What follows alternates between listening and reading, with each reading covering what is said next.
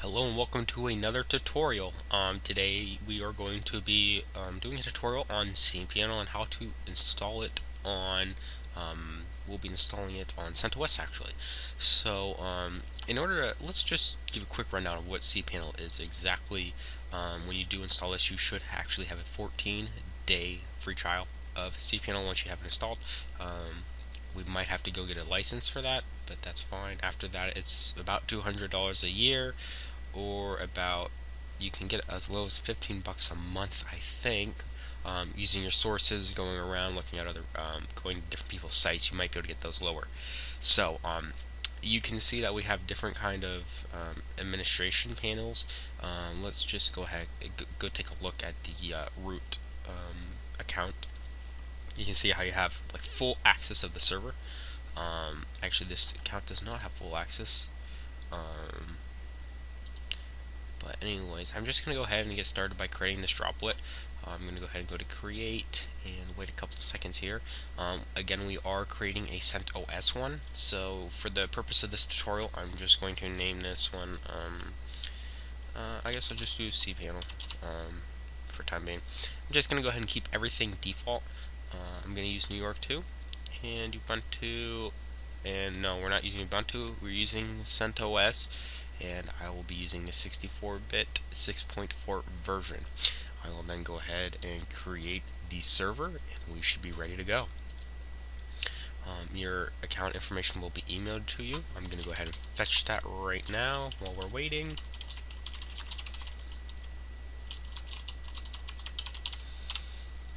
I'm going to go ahead and pull up Putty 2. Maybe I don't have Putty. I thought I did have Putty. We'll go ahead and get Putty real quick. And I will download that. You can't see what I'm at right now, but I'll download and we'll just get it. Alright, there's Putty, and I'm just getting my account information.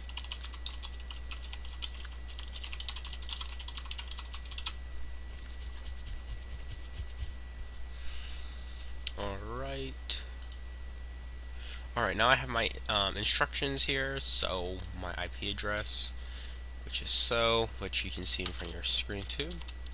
And I'm just going to go ahead and save this one, so cPanel, just because we're going to, this actually does take more than an hour. It takes about 2 hours, I think.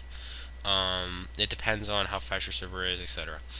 So I'm going to go ahead and connect. I'm going to be logging in as root, and the password that they sent me in my email. And we are now logged into our server. Alright, so now that we're logged into our server, we're going to first start out by doing, we're going to do a yum update.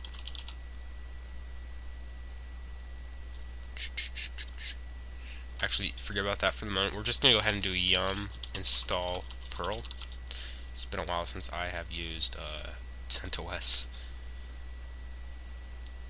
And we're going to go ahead and press yes by typing Y. And now you can see each thing downloading individually.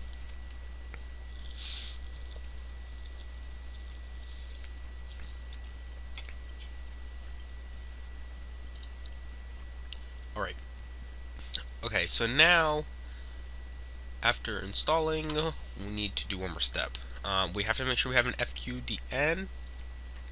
If we do not have an FQDN, it will not work, and you will most likely get an error. So we're just going to go ahead and get right off the bat here and put a host name on the server, and I will name this host name of cPanel.tjushak.me for time being.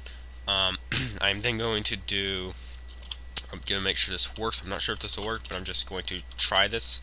So I'm going to do VI and then E2C hosts. I need to see if this is here, and it is here.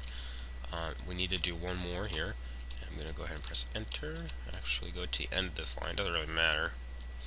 And I need to make sure I add that host here. So 127.0.0.1, and I'm going to go ahead and name it cPanel and cPanel.tjushak.me. Well, no, wait, hold on. We got a cPanel. Let's just make this completely correct here. And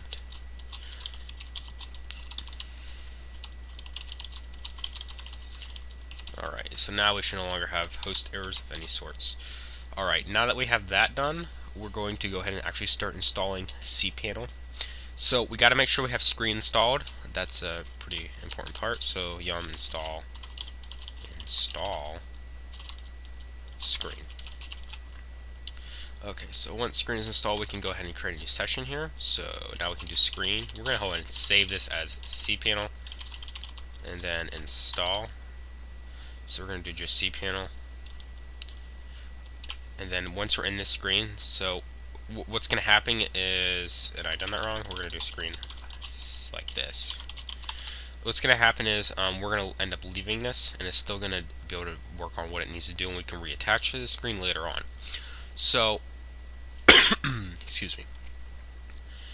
We're going to go ahead and we're going to need to get cPanel in WHM.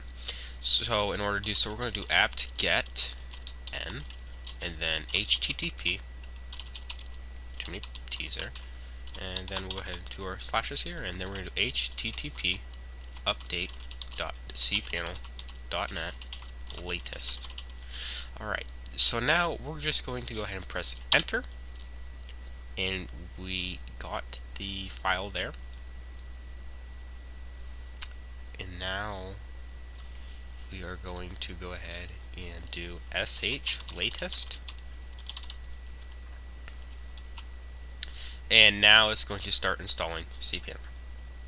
Now, as we can see, it looks like this might take a little while, so that's good. We have screen installed, so that's important. We can now go ahead and basically do Control AD, and you'll be out of that screen. It's still running. I'll go ahead and actually close out of the cPanel window and show you that it's still running. So we're going to go OK. And now I'm going to go back to PuTTY here and go back to cPanel and get my password that was sent to me in my email. My username is root on default, and I just right click after I copied my password. Now I'm back in, and now we can do screen ls, and then I can do screen r and then 1188, and then I can see what's going on exactly. So as we can see, it's still downloading, and it looks like this here might take a while. So again, it can take up to 2 hours, so it just depends on how fast your machine is, what's exactly going on your machine, etc., stuff like that. I mean, there's a lot of stuff that has to be done for the actual installation. So I'm just going to go ahead and let this go. I'm going to pause the video and I'll be back later. Alright, welcome back, and cPanel has finished installing. It has been a total of 41 minutes and 30 seconds. That's not too bad considering what all it had to do. So I'm just going to go ahead and close out of this for now. We don't need this anymore. So you did see how you can reboot. You should be able to do that fine. So I don't want that. I don't know what I was doing. I'm going to go ahead and log in as root, and the password of, I need to get a password. Hold on 1 second. Alright, I got my password. So you're going to log in as your default root, and the password of whatever your system password is, and you're going to go ahead, and that's not the right password though, so get the password and log in. So as we can see, login has been corrected. Okay, so first things first, you're going to have to go through the installation, which is perfectly fine. We are running on a VPS, that's why it is accelerated. Okay, so I agree. So the server contact email, that's just going to be whatever your email address, so you're at email.com. I'm not going to be using the server for anything, so this is fine. So your server host name is going to be that, and basically these here will stay the same. You're not going to have, yeah, etho, that's fine. Save and go to the next step. You're only going to have one IP address, and that's the only one here. Okay, so we're going to, this one's the active one, so we're going to skip and continue. I'm just going to use bind. It's really the, well, it's the best way to use it for small setups, not so big, that'd be fine. And your name servers, and you just go ahead and add your name server entries, and well, you can, but it's just going to be the same for both. That's going to be the issue here. So you're going to have to get another IP address, but DigitalOcean does not allow more than one IP address on a server. That will be the issue. So I'm going to go ahead and press save and continue.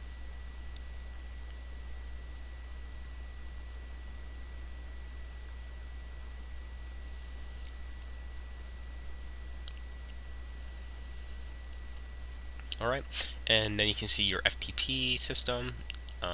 We will use Dovecot. Basically everything here is going to be the same, so we'll save and continue.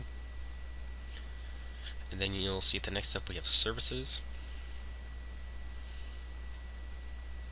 Alright, and now we have quotas, and we will just continue using the file system quotas. Yeah, we want to do that. Alright, so now we're done, and there's a showcase here. You don't need to do this. So just save settings, and it will go ahead and continue all these, and there we go. And our setup has basically been completed. It's a trial period of about 14 days, if I'm thinking right. So you can use this for a couple days here. So you can basically go over everything you see here. It's pretty self-explanatory. There is a lot of options. I mean, there's a lot of options. I mean, seriously. Anyways, you can restart your server, you can add accounts, and you're good to go now. I mean, the hard part's done. So, this has been a tutorial. If you have any questions about cPanel itself and want future tutorials done on cPanel, go ahead and send me a message, and I can go ahead and add more. And I think that's about it. So, thanks for watching this, and if you have any questions, just please give me a comment here. And please comment, like, subscribe, and like us on Facebook, and follow us on Twitter. Thanks, and have a great day.